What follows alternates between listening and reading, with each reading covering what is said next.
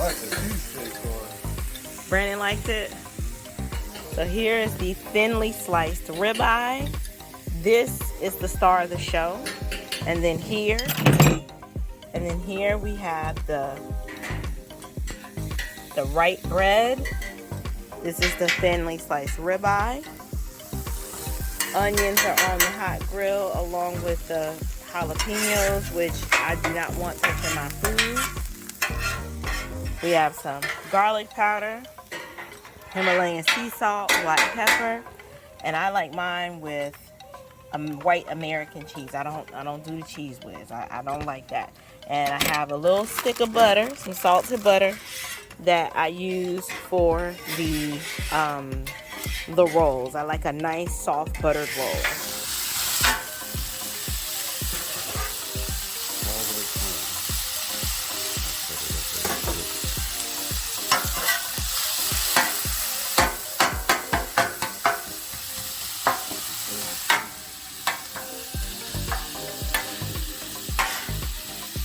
Okay. So the bread is on. There's butter, pats of butter underneath all of that. Meat is cooking. Onions are doing their thing. We decided to skip the green peppers and the red peppers this time. We wanted a more simplified cheesesteak.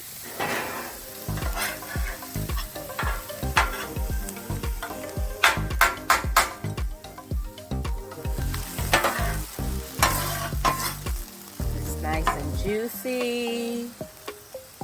That's that good ribeye right there.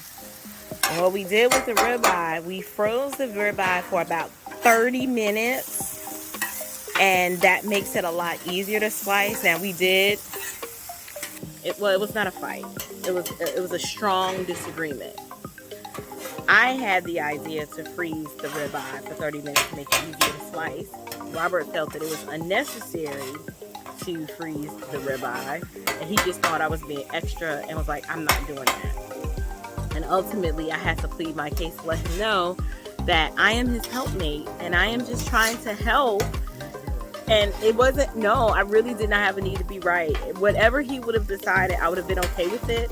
But for me, I wanted my ribeye thinly sliced, and I wanted to put mine in the freezer for 30 minutes. He was quite disturbed that I made such a big deal out of it. But it worked because, y'all, look how thinly sliced that meat is. Look at that. Look at that. You sliced it, but you sliced it after we put it in the freezer for a little bit. Wasn't it easier to slice? So you was gonna sit there and just fight.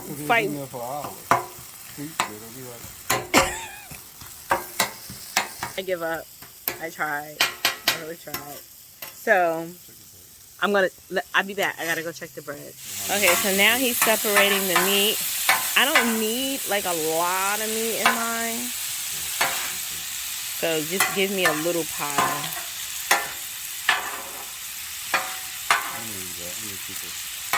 Right now I've only toasted three buns. I have more buns. You want to put some more buns on there? Alright, so now we've got jalapenos on those piles. I like jalapenos, but not on my cheesesteak. So I gotta get some more cheese. I'm sorry, I'm trying to work the camera and help. You ready?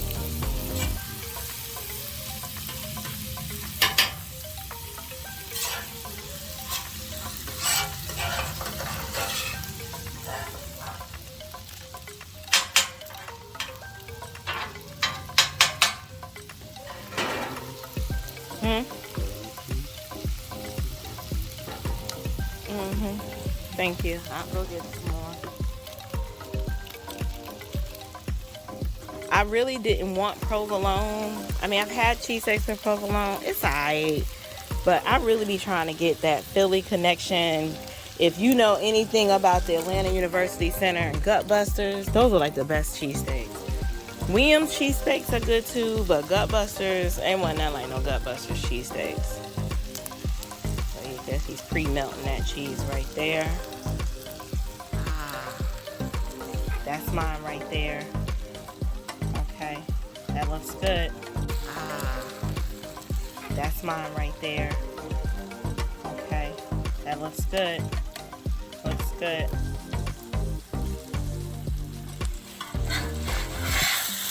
Ooh-wee! You better come on, Philly connection. That's a lot of meat. I'm a lot of man. Yeah, you a whole lot of man. You right. You got it.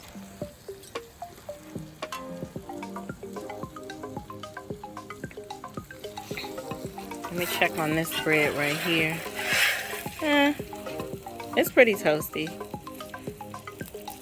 Woo, hot. That one looks amazing.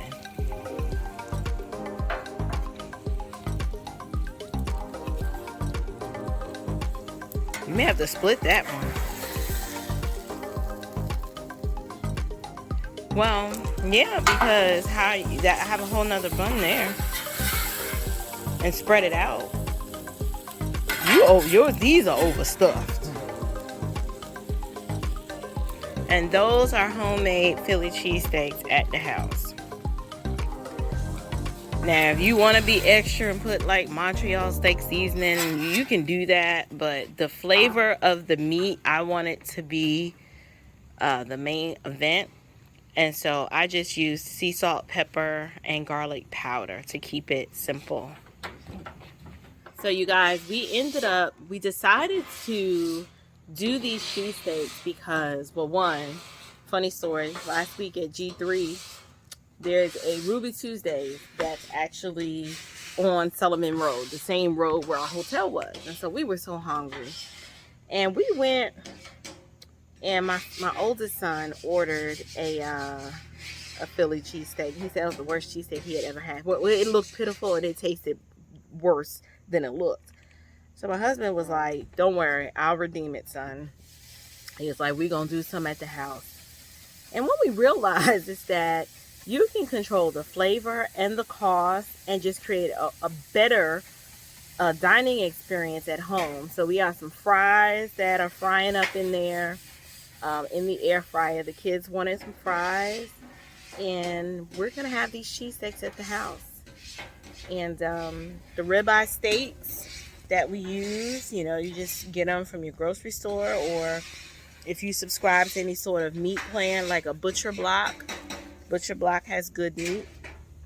I would strongly suggest that. But yeah, cheesesteaks at the house. That's what's up. Listen, Linda, listen. I just bit into this cheesesteak, honey. Did you? These taste better than the ones we did yesterday. Yes, they taste way better. The cheese is so melty. The butter on the roll. I like a little mayonnaise on mine. Listen, y'all, I wasn't ready. I wasn't ready for this, but this tastes better than the ones from yesterday.